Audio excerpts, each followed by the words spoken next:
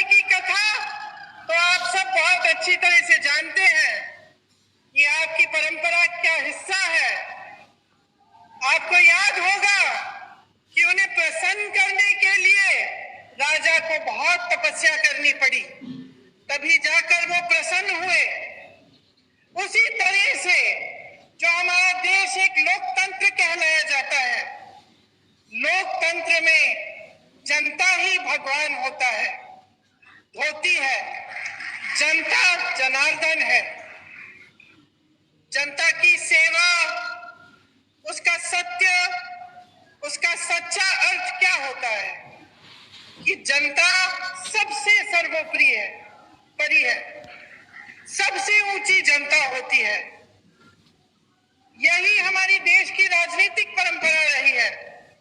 आप अगर गांधी जी को देखें, जिसने देश की राजनीतिक नींव डाली, स्वतंत्रता संग्राम लड़ा हमारे लिए, इस देश को आजाद किया, उनको देखिए, उनमें कितनी सादगी थी, किस तरह से उन्होंने अपना पूरा जीवन देश की जनता को दिया। हमेशा ये कहते थे कि देश का गरीब सर्वोपरि है। कहते थे कि जब तक इस देश के एक भी वासी के आंखों में आंसू है, जब तक वो आंसू हम नहीं पोंछ पाएंगे, तब तक हमारा काम पूरा नहीं हुआ। यही हमारी लोकतंत्र की नींव है, हमारी राजनीति की नींव है। आज राजस्थान सरकार भी अपने जन कल्याणकारी कार्यक्रम से, योजनाओं से इसी तरह आगे बढ़ रही है, ये समझकर कि गरीब को गणेश जी समझकर और किसान को भगवान समझकर। यही भावना मन में लेकर सरकार के जितने भी अधिकारी हैं और हमारे मुख्यमंत्री जी हैं, कांग्रेस पार्टी के नेतागण हैं, सब इसी भावना को मन में लेकर दिन रात काम कर रहे हैं। आज मैं सवाई माधोपुर से आई, वहां आप सबको मालूम होगा, खासतौर से मेरी बहनों को, कि वहां रणथंभौर के किले में एक प्रसिद्ध गणेश जी का मंदिर है। गई हुई है ना? हाँ, मैंने देखा है। जब भी मैं आती हूँ तो खूब सारी खासतौर से महिलाएं जाती हैं और मुझे हमेशा ताज्जुब होता है जब मैं उस रास्ते से गुजरती हूँ। मैं भी गई हूँ उस मंदिर में कई बार।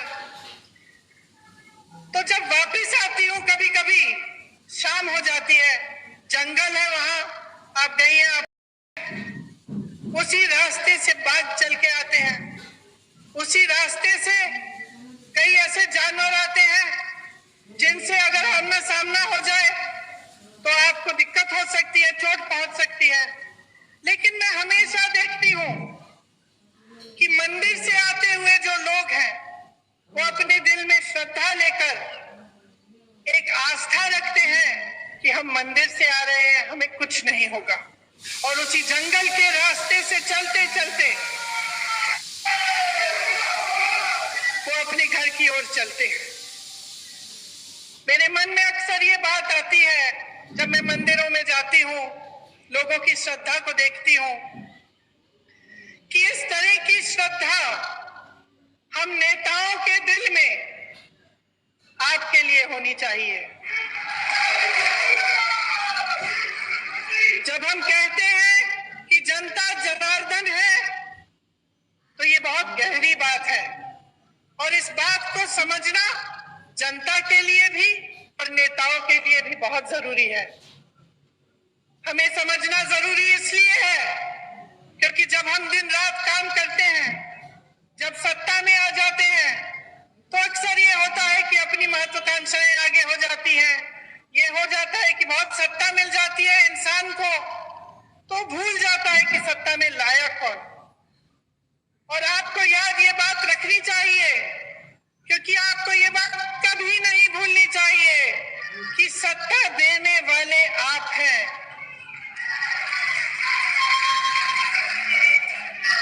आज इन कार्यक्रमों में मैं एक नौजवान लड़की से मिली, शायद मेरी बातों को सुन रही होगी। उसे मोबाइल फोन मिला, अशोक गहलोत जी की जो स्कीम है, जो जो हमारी सरकार, कांग्रेस सरकार की स्कीम है उसके जरिए, और उन्होंने धन्यवाद दिया कि आपने हमें मोबाइल दिया है। और हम भी अक्सर कहते हैं कि हमने ये दी, आपको स्कीम ये दी, आपको ये किया, वो किया आपके लिए। लेकिन आपको समझना जरूरी है कि हम आपको कुछ नहीं दे रहे हैं, आपका हक दे रहे हैं। ये सब चीजें जो आज राजस्थान की सरकार आपको दे रही है, ये आपके हक हैं। आज देश में परिस्थिति ये है कि देश पर राज करने वाले भाजपा के नेताओं के मन में इतना अहंकार आ गया है कि ये बातें भूल चुके हैं। वही प्रधानमंत्री जो अपने आप को भूल आज करोड़ों के काफिले में चल रहे हैं। अगर आप महंगाई से जूझ रहे थे, महंगाई राहत कैंप से पहले अगर आपके जीवन में अत्यंत मुश्किलें थी, तो ये किस लिए थी? कभी आपने ये सवाल उठाया है कि इतनी महंगाई क्यों? हमें जब रोजी रोटी के लिए कमाने जाना पड़ता है, हमें थोड़े से पैसे मिलते हैं। हम जब दुकान जाते हैं कुछ खरीदने के लिए, मन में शायद बात होगी आपकी, मेरी बहनें, कि आज मैं सब्जी बनाऊंगी, दाल बनाऊंगी, रोटी बनाऊंगी, तो आप इस आशा से जाती हैं दुकान की, आपको दो चार चीजें खरीद के आएंगी। लेकिन हमेशा आप वापस आ जाती थी आधी चीजें लेकर। गैस का सिलेंडर आज देश भर में 1000 रुपए का है। कौन खरीद सकता है? क्या आप खरीद सकती हैं? यहां पर राजस्थान की सरकार ने आपको 500 में क्यों दिया है सिलेंडर? क्योंकि देश भर में जो महंगाई है उसकी भाजपा के नेताओं को कोई परवाह नहीं है। जब घर पर कोई बीमार पड़ जाता है, अस्पताल ले जाना पड़ता है, इलाज कराना पड़ता है, तो एक तो बीमारी का टेंशन होता है कि किस तरह से इलाज होगा, दूसरा हम कितने पैसे लगेंगे, तीसरा कि हम कमाएंगे कैसे इनका इलाज कराने के लिए। इसी तरह से कोई घर में एक कमरा बनाना हो, डर लगता है बस इतने पैसे हैं कि हम खर्च कर सकते हैं, बारिशें आ रही हैं, पानी चू रहा है ऊपर छत से, छत की मरम्मत करने के लिए आप 10 बार सोचती हैं कि करना चाहिए कि नहीं, हमारे पास शायद पैसे नहीं होंगे। ये नौबत क्यों आई है आज इस देश में कि प्रदेश की सरकारों को महंगाई राहत कैंप लगवाने पड़ रहे हैं, जब पूरे विश्व में तेल की बड़ी बड़ी कंपनियां खूब मुनाफा कमा रहे हैं और यहां भारत में भी, तो आपके लिए तेल इतना महंगा क्यों? आपने ये सवाल उठाया है। आपको ये सवाल उठाने पड़ेंगे कि ये सब जो आपको दिख रहा है इसमें असलियत क्या है।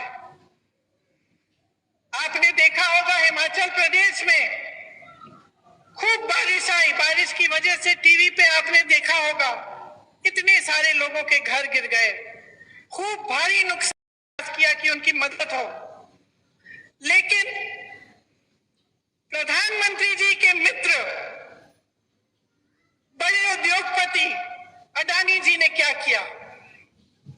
जो सेब को उगाते हैं, जो सेब की पेटियां हैं, उनको बेचने के लिए जब किसान गए तो उन्होंने दाम घटा दिए, खरीदने का दाम घटा दिया। जिनको अपने घर बनाने पड़े क्योंकि इतनी बर्बादी हुई, घर पे घर गिर गए, जिनको अपना घर बनाना था, सीमेंट खरीदने गए, अडानी जी ने सीमेंट का दाम ऊपर कर दिया है, बढ़ा दिया है। और इनके पीछे कौन है? इनके पीछे हमारे प्रधानमंत्री हैं, जिन्होंने इस देश की पूरी संपत्ति अपने उद्योगपति मित्रों को दे दी। अब इस देश की संपत्ति किसकी संपत्ति थी? आप ही की संपत्ति थी। ये मेरी बैठी बहनें जो बैठी हुई हैं, इनकी संपत्ति थी। आज अगर पुरानी पेंशन के लिए सरकारी कर्मचारी रो रहा है तो क्यों रो रहा है? क्या उसका हक नहीं था कि 20-25 साल साल नौकरी करने के बाद उसे पेंशन मिलता, उसे सुरक्षा मिलती अपनी जीवन की, अपने परिवार के लिए। क्यों छीना गया ये? और जब इसको देने का समय आता है तो ये केंद्र की सरकार क्यों कहती है कि हमारे पास पैसे नहीं है? क्योंकि इनके जो बड़े बड़े उद्योगपति मित्र हैं, उनके हजारों करोड़ों के जो लोन हैं वो ये माफ कर रहे हैं, उनसे कुछ नहीं लेते। और यहाँ आपका पेंशन छीना जा रहा है, आपके रोजगार छीने जा रहे हैं। यहाँ के कितने वीर नौजवान हमारी सरहद पे खड़े होकर हमारे देश की सुरक्षा को देखते हैं, अपनी जान देने के लिए तैयार होते हैं। और केंद्र की सरकार ने क्या किया? अग्निवीर स्कीम ले आए। अग्निवीर स्कीम ले आए कि 4 साल बाद आप घर जाइए, नौजवान ट्रेनिंग करेगा, काम करेगा। मित्रों को आगे रखा और जो जनता है उसको पीछे रखा। आज ये स्थिति है कि 45 सालों में सबसे अधिकतम बेरोजगारी आज है हमारे देश में। जब आपके सामने चुनाव के लिए वोट मांगने आते हैं तो बड़ी बड़ी बातें करते हैं और अक्सर बीच में धर्म को ले आते हैं, जाति को ले आते हैं, अलग अलग बातों को ले आते हैं जिससे आपके जज्बात जुड़े हुए हैं। लेकिन बहनों और भाइयों, एक बात को पूरी तरह से आप समझ लीजिए, ये चुनाव किसी 2 राज्य प्रथम आएगा उसका चुनाव नहीं है। ये चुनाव आपके भविष्य का चुनाव है। इसमें सबसे बड़ा सवाल ये है कि आपका हक आपको कौन देने के लिए तैयार है। और मैं दावे के साथ कह सकती हूं कि भाजपा ने 8 सालों में जो सरकार चलाई है इस देश में, उसने आपके हक को बार बार खत्म किया है। जिन बड़े बड़े उद्योगों से आपको रोजगार मिलता था, उन्हें चुपचाप से एक के बाद एक अपने बड़े बड़े उद्योगपति मित्रों को सौंप दिया। आपके पेंशन कटवा दिए, आपकी सेना में भर्ती होने के चांस खत्म कर दिए, अग्निवीर ले आए, महंगाई बढ़ा दी और खुद इतने बड़े काफिलों में चल रहे हैं। रोज रोज आप टीवी चलाते हैं, आपको दिखता है रोज रोज, खास तौर से आजकल। आज सुबह तो मैंने देखा कि इनके G20 जब हो रहा था तो बारिश आई और सारा जितना भी वो जहां पे वो G20 की मीटिंग रख रहे हैं उसमें सारा पानी फैल गया है। मेरे मन में एक बात आई कि शायद जो हमारे देशवासी डर के मारे कह नहीं पा रहे, भगवान ने कह दिया कि अपना अहंकार कम करो, अपना अहंकार कम करो। इस देश ने तुम्हें बनाया है, इस देश ने नेता बनाया है, इस देश को आगे रखो, इस देश की जनता को सर्वोपरि बनाओ। जब ये अपने धनवान मित्रों को सरकार की सारी कंपनियां सौंप देते हैं तो नुकसान कौन उठाता है? जब ये बड़े बड़े खर्चे करते हैं तो नुकसान कौन उठाता है?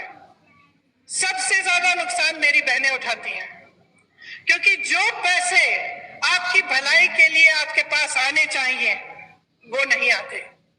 आपने देखा होगा कि राजस्थान की सरकार ने आपके लिए कितनी स्कीम निकाली है। पुराना पेंशन आज आपको राजस्थान में मिल रहा है।